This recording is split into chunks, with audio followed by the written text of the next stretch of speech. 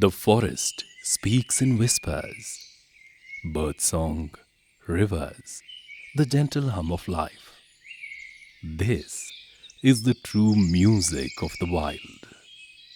For centuries, these were the only sounds, a harmony untouched, a symphony of balance.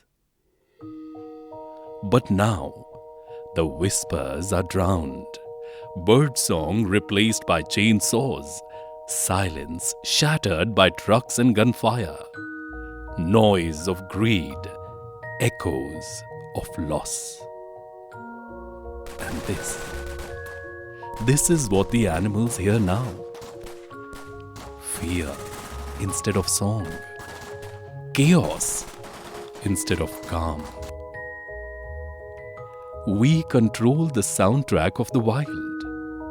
It's time to let the forest sing again.